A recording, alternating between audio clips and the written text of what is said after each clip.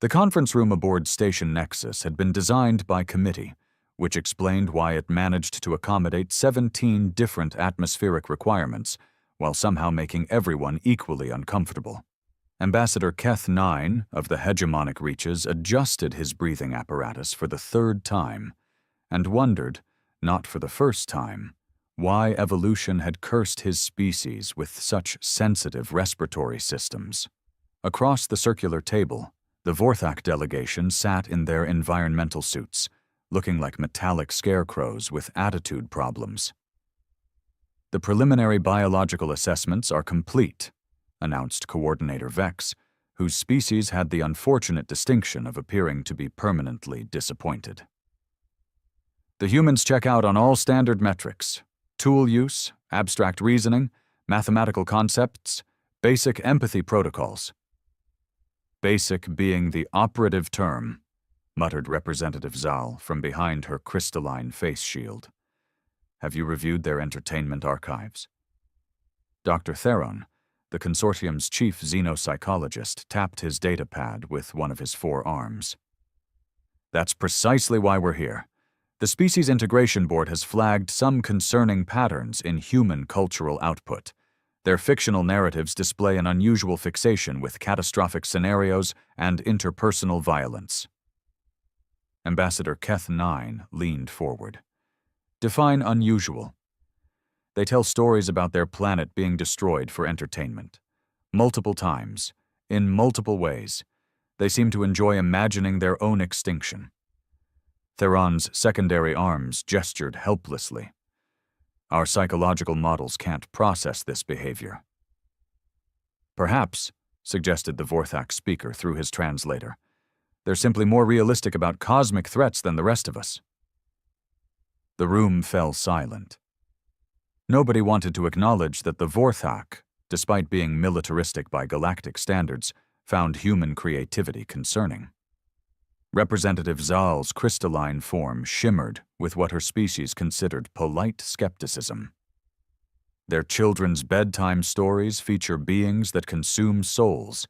Their romantic literature involves protagonists willing to die for temporary emotional attachment. Their comedy celebrates failure and embarrassment." "And yet," Coordinator Vex said, consulting his notes, "they've requested cultural exchange protocols. They want to share their storytelling traditions with the galaxy." "That's what worries me," Theron replied. The door chimed, and everyone turned as Dr. Elena Vasquez entered the conference room. She wore the standard Earth diplomatic uniform, which somehow managed to look both professional and slightly rebellious, and carried a data case that probably contained more disturbing human cultural artifacts than anyone in the room was prepared to handle.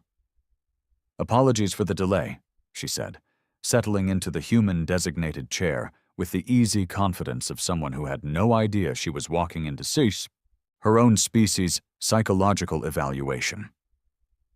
"Traffic control around the station is absolutely insane. You'd think with all this advanced technology, someone would have figured out how to coordinate spaceship parking." The silence stretched uncomfortably. "Right," Dr. Vasquez continued, apparently interpreting their stunned expressions as eager anticipation. "I understand you're interested in human mythological traditions. I have to say, I'm thrilled someone finally wants to hear about our storytelling heritage. Most species we've encountered seem to think our cultural output is a bit disturbing," suggested Ambassador Keth 9. "I was going to say intense, but sure." She activated her data pad with obvious enthusiasm. "Now, where would you like to start? We've got creation myths, destruction myths, transformation myths, hero cycles, cautionary tales, and some absolutely fascinating death and rebirth narratives." Dr. Theron's four arms went very still. "You have entire categories for destruction myths." "Oh, dozens of them.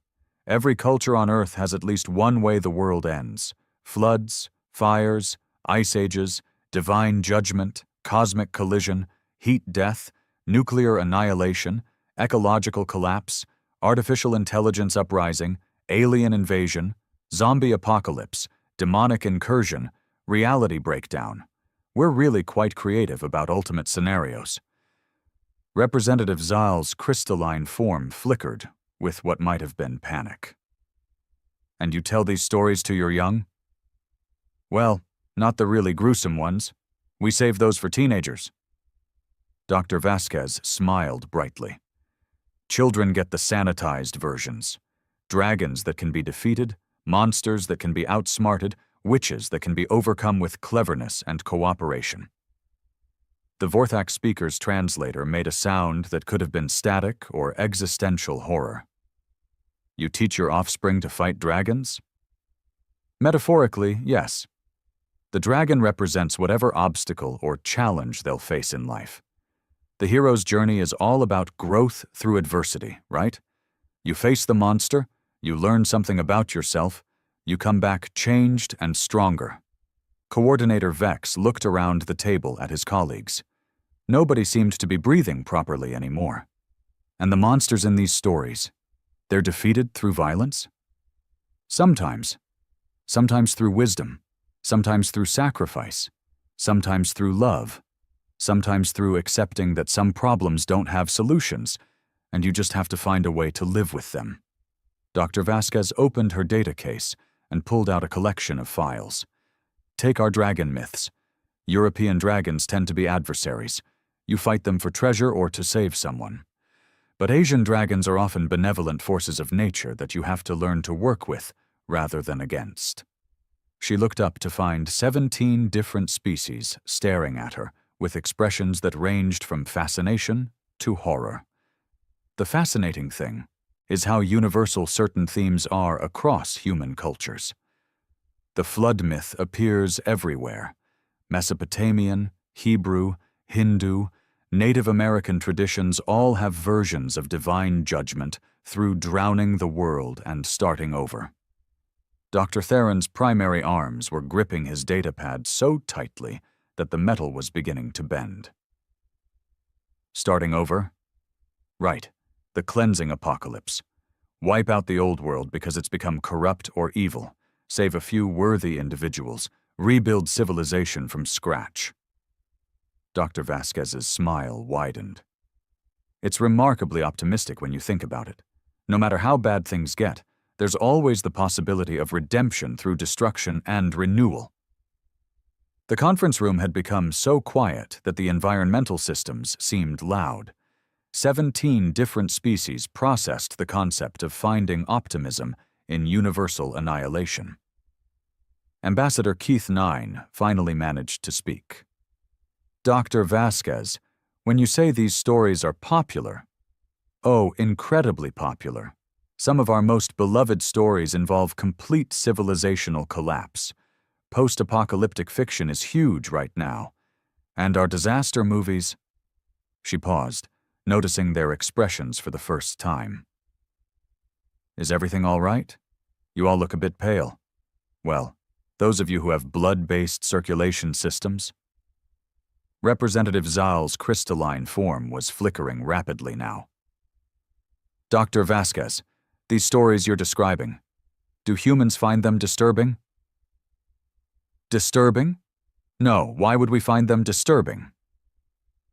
Dr. Vasquez looked genuinely confused. They're just stories. They help us process difficult concepts and prepare psychologically for challenging situations. Plus, they're entertaining. The word entertaining seemed to hit the room like a physical force. Dr. Theron cleared his throat with all 4 of his respiratory systems. You find the complete destruction of your civilization entertaining? Well, yes. I mean, it's fiction. We know it's not real. Dr. Vasquez leaned forward with the enthusiasm of someone warming to her favorite subject. The best apocalyptic stories aren't really about the end of the world. They're about what people do when everything they thought was permanent turns out to be temporary. How do you maintain your humanity when civilization collapses? What do you sacrifice to protect what you love? How do you find hope when everything seems hopeless? She smiled again, and this time everyone in the room noticed. It was a perfectly pleasant smile, warm and engaging, and completely genuine. But she was smiling while discussing the psychological appeal of civilizational collapse, and somehow that made it the most unsettling expression any of them had ever seen. The meeting had officially stopped, though nobody wanted to be the first to acknowledge it. "Perhaps," suggested Coordinator Vex after a lengthy pause, "we could explore some of your less comprehensive mythological traditions?" Dr. Vasquez brightened immediately. "Oh, absolutely. Let's talk about cosmic horror. That's where things get really interesting from a philosophical standpoint. If the previous silence had been uncomfortable, this one was practically suffocating." Ambassador Keith 9 made a noise that his species typically reserved for imminent predator attacks. Cosmic horror is all about the fundamental insignificance of individual consciousness in the face of vast, incomprehensible forces, Dr. Vasquez continued, completely oblivious to the fact that half the delegates were now gripping their chairs. The protagonists discover that reality operates on principles so alien and hostile that simply understanding them drives you insane. The Vorthak speaker's translator crackled. "And humans enjoy this? Love it. We have entire publishing houses dedicated to existential dread. The basic premise is that knowledge itself can be dangerous, that there are truths about the universe that mortal minds weren't designed to comprehend." She pulled up another file. Take Lovecraft's work, for example. His creatures aren't evil in any way we understand evil. They're just so fundamentally different from us that their mere existence negates the importance of human concerns. Dr. Theron's forearms had gone completely limp. "You read stories about your own cosmic insignificance for pleasure? Recreation, education, catharsis. It serves multiple functions. The fear response is part of the appeal, but there's also the intellectual satisfaction of confronting uncomfortable truths about existence." Dr. Vasquez gestured enthusiastically. "Plus, cosmic horror teaches us to be humble about our place in the universe, while simultaneously celebrating the courage it takes to keep living despite that knowledge." Representative Zal's crystalline form was now pulsing with what her species considered extreme distress.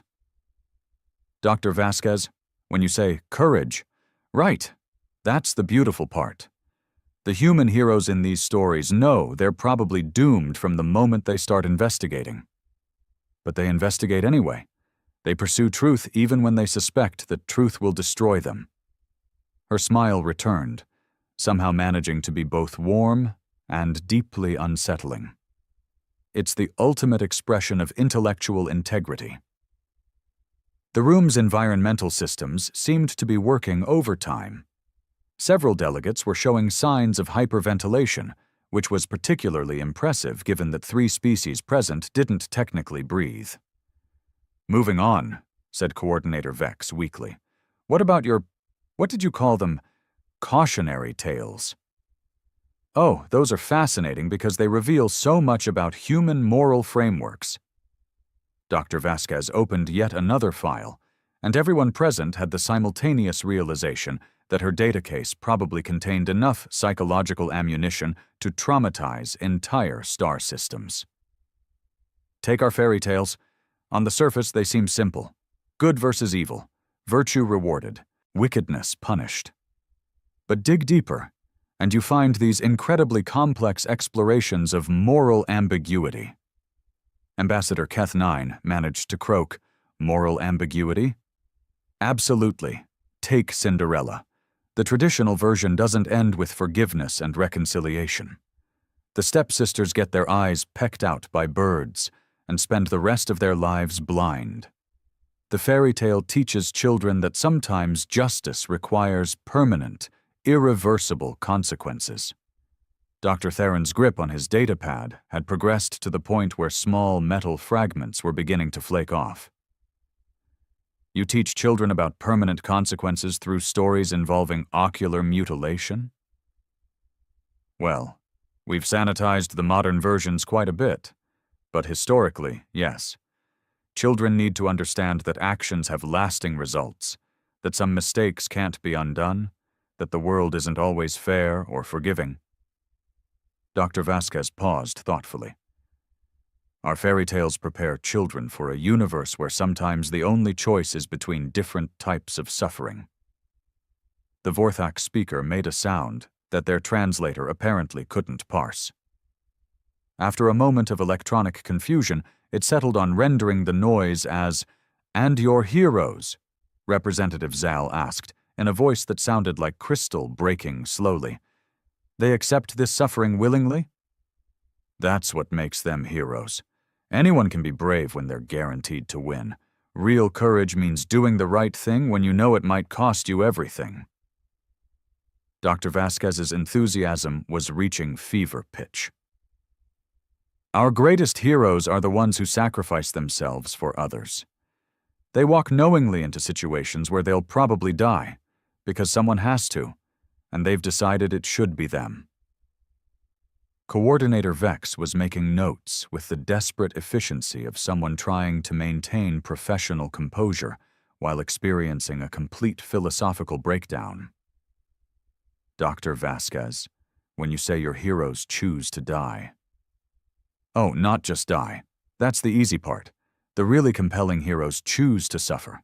They take on other people's pain, carry burdens that aren't theirs, accept blame for things they didn't do." She leaned forward conspiratorially. "We have entire religious traditions built around the idea that suffering can be redemptive, that choosing to endure pain for others is the highest expression of love." The silence that followed this statement was so complete that several delegates checked their translation devices to make sure they were still functioning. Ambassador Keth 9 finally found his voice. "Dr. Vasquez, in these stories where your heroes choose suffering, do other humans admire them?" "Admire them? We worship them. Literally, in some cases. Our most revered historical figures are people who could have chosen safety and comfort, but instead chose hardship and sacrifice for the greater good." Her smile had taken on an almost beatific quality. "We build monuments to people who threw away their own happiness to protect others." Dr. Theron was now openly staring at his psychological assessment forms as if they had personally betrayed him. "And this is normal human behavior?" "Aspirational human behavior. Most of us never achieve that level of selflessness, but we recognize it as the ideal when we see it." Dr. Vasquez consulted her notes. "Which brings us to the really interesting stuff. Our war stories. If it were possible for a conference room full of advanced alien civilizations to collectively faint, this would have been the moment. Instead, they just sat there, in stunned silence, processing the revelation that they hadn't even reached the really interesting stuff yet. War stories are where you see human nature at its most complex," Dr. Vasquez continued, apparently interpreting their catatonic expressions as rapt attention. "Because war forces people to make impossible choices with incomplete information under extreme stress. It's the ultimate test of character." Representative Zal's crystalline form had stopped flickering entirely. "Dr. Vasquez, when you say war is a test, the ultimate crucible for human development. Strip away civilization, comfort, safety, certainty. What's left? That's when you discover who you really are." Her voice carried the kind of genuine enthusiasm that most species reserved for discussing pleasant weather or successful harvests. "Our war heroes aren't people who won battles. They're people who maintained their humanity in situations designed to destroy it." The meeting had evolved beyond merely stopping. It had entered some new category of suspended reality, where time itself seemed reluctant to proceed. "Actually," interrupted Coordinator Vex, with the desperation of someone throwing himself on a grenade, "perhaps we should discuss human recreational activities instead." Dr. Vasquez looked puzzled. But war stories are recreational activities. We watch them, read them, play interactive simulations of them. Some of our most popular entertainment involves strategic combat scenarios where players compete to see who can most efficiently eliminate opposing forces. The Vorthak speaker's translator gave up entirely and began emitting a low, continuous whine. "What Coordinator Vex means," Ambassador Keth9 said carefully, "is perhaps we could explore human leisure pursuits that don't involve conflict resolution." "Oh, you want to hear about our sports?" Dr. Vasquez's face lit up with renewed enthusiasm. "Now there's a fascinating cultural window. Take our gladiatorial traditions. We gather in massive stadiums to watch individuals engage in ritualized combat until one side achieves dominance through superior physicality and tactical planning." Dr. Theron looked up from his assessment forms with hollow eyes. "Gladiatorial? Well, we don't call them gladiators anymore. Football players, hockey players, boxers, mixed martial artists, but the principle is the same. Controlled.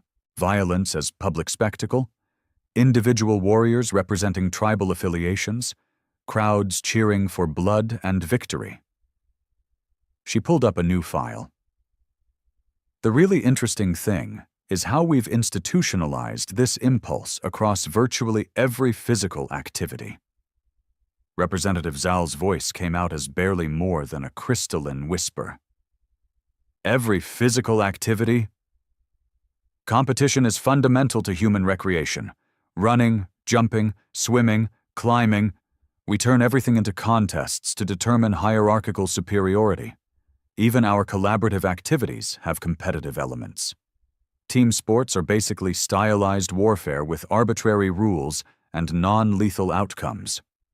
The room's atmospheric processors were working so hard they'd begun making stressed mechanical noises. And children participate in these stylized warfare activities, asked Coordinator Vex. We start them young. Little League, youth soccer, junior Olympics.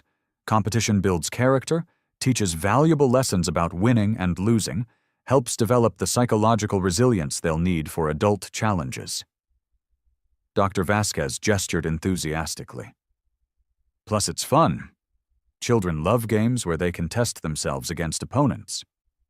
Ambassador Keith-9 was beginning to understand why his species had developed such sensitive respiratory systems.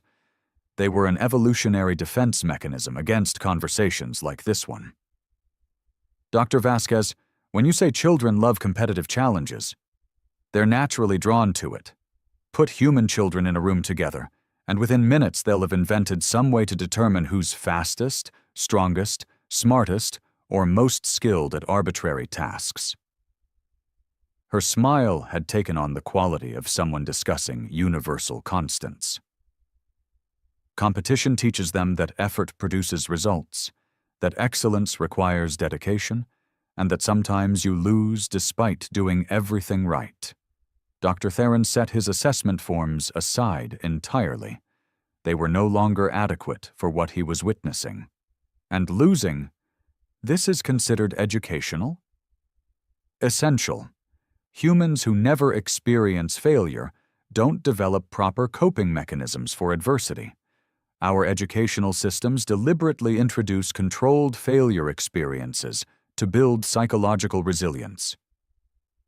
She leaned back in her chair with obvious satisfaction. We've learned that protecting children from all disappointment actually cripples their emotional development. The silence that followed contained multitudes of unspoken horror. Representative Zal finally managed to speak. Dr. Vasquez, these failure experiences, they're intentional? Absolutely. Academic challenges designed to push students beyond their comfort zones, physical activities that test their limits, social situations that require them to navigate rejection and disappointment. Her voice carried the matter-of-fact tone of someone explaining basic physics. Pain is an excellent teacher. It provides immediate or memorable feedback about the consequences of poor decisions. Coordinator Vex was now taking notes with the mechanical precision of someone whose conscious mind had fled the scene. And adult humans, they appreciate this educational approach? We celebrate it. Our most respected educational institutions are the ones with the highest failure rates. Military training, medical school, advanced technical programs. We specifically seek out learning environments that will push us to our breaking point and beyond. Dr. Vasquez opened another file. Which reminds me of our coming-of-age rituals. If the previous silences had been uncomfortable, this one achieved something approaching existential vacuum. Coming-of-age traditions vary by culture, but they all share common themes: separation from childhood safety, exposure to genuine hardship, demonstration of adult capabilities under stress, and formal recognition of the individual's readiness to face life's challenges. She scrolled through her data with obvious pleasure. Some involve physical trials, some psychological challenges, some spiritual ordeals, but they all require the candidate to prove they can endure, suffering without losing their essential humanity. Ambassador Keth 9 made a sound that his translator rendered as query, definition of essential humanity unclear. The ability to maintain compassion, integrity, and hope despite experiencing pain, loss, and disappointment. Adult humans are expected to function effectively while carrying significant emotional and psychological burdens. Dr. Vasquez looked around the table with genuine warmth. It's actually quite beautiful when you think about it. We're teaching young people that strength isn't the absence of suffering, it's the ability to suffer and still choose kindness. The environmental systems had given up trying to maintain optimal atmospheric conditions. Several warning lights were blinking, but nobody seemed to notice. Dr. Theron finally broke the silence. Dr. Vasquez, these traditions you're describing, do humans consider them normal? Universal. Every human culture has some version of these practices. We may disagree about methodology, but we all recognize that transitioning from childhood to adulthood requires confronting difficult truths about existence. Her enthusiasm remained utterly genuine.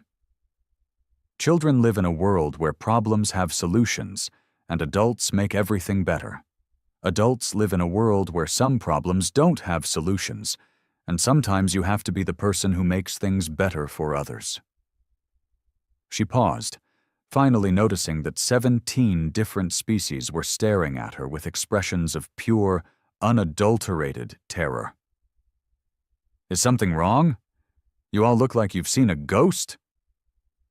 The irony was not lost on anyone present that humans had probably invented recreational activities involving ghosts too. Dr. Vasquez, Coordinator Vex said, with the careful precision of someone defusing an explosive device. Before we conclude, could you share some examples of peaceful human traditions? Perhaps something involving harmony or tranquility? Dr. Vasquez brightened immediately. Oh, meditation practices. Those are wonderful examples of how humans actively cultivate inner peace through deliberate mental discipline. The collective sigh of relief was almost audible until she continued. The basic principle is that you sit in uncomfortable positions for extended periods while forcing your mind to confront its own chaotic nature until you achieve a state of enlightened acceptance of universal suffering. Ambassador Keth 9's breathing apparatus made a sound like a dying mechanical bird. Traditional meditation involves acknowledging that all existence is temporary, that attachment leads to pain, and that the only path to peace is recognizing the fundamental emptiness of individual identity. Dr. Vasquez's voice took on the serene quality of someone describing a pleasant garden party. Advanced practitioners spend years in isolated retreat, deliberately exposing themselves to psychological extremes until they transcend the fear of death and dissolution.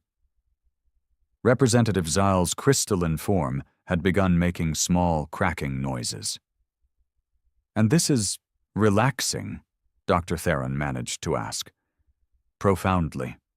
Once you fully accept that everything you love will eventually be lost, and that your individual consciousness is an illusion, you experience this incredible sense of liberation from anxiety." Her smile had achieved new heights of unsettling serenity.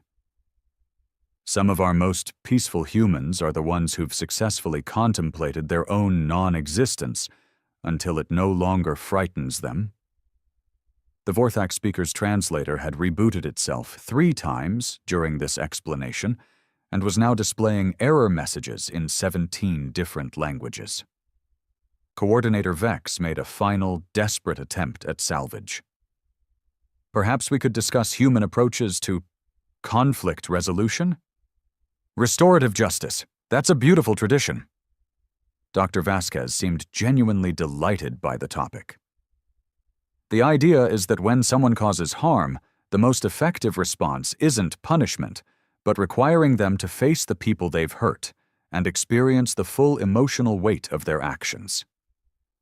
She pulled up her final file with obvious satisfaction.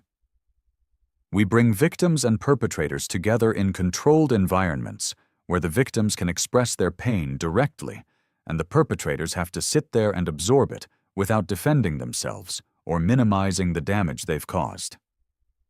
Her voice carried the warm approval most species reserved for successful offspring. "It's incredibly confrontational and emotionally devastating, but it produces genuine transformation in ways that simple punishment never could." The silence that greeted this revelation contained entire galaxies of unspoken concern. "The beautiful thing is how it honors both parties' humanity. The victim gets to be fully seen in their pain, and the perpetrator gets the opportunity to develop genuine empathy through direct exposure to suffering they caused." Dr. Vasquez closed her data case with obvious satisfaction. "It requires incredible courage from everyone involved, but that's what makes it so powerful." Dr. Theron looked around the table at his colleagues, recognizing the moment when a psychological evaluation becomes something else entirely. "Dr. Vasquez," he said slowly, "you've described human culture as fundamentally oriented around confronting suffering, embracing conflict, and finding meaning through adversity. That's a beautifully concise summary, yes. And humans consider this healthy? Essential. A human who hasn't learned to face difficulties with grace and courage isn't really prepared for adult life." She tilted her head with genuine curiosity. "How do other species handle existential challenges?" The question hung in the air like a philosophical sword of Damocles.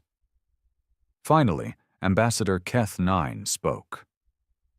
"Dr. Vasquez, most species in the consortium have spent the last several millennia developing increasingly sophisticated methods for avoiding existential challenges entirely." Her expression shifted for the first time, moving from enthusiastic to genuinely puzzled. "But how do you grow as individuals? How do you develop resilience? How do you discover what you're truly capable of?" Representative Zyl made a sound like crystal wind chimes in a hurricane. "Dr. Vasquez, we've organized our entire civilizations around the principle that growth through suffering is unnecessary." "Oh." Dr. Vasquez sat back in her chair, finally beginning to understand that something significant had been happening during this conversation. "Oh, I see. You were evaluating us, weren't you?"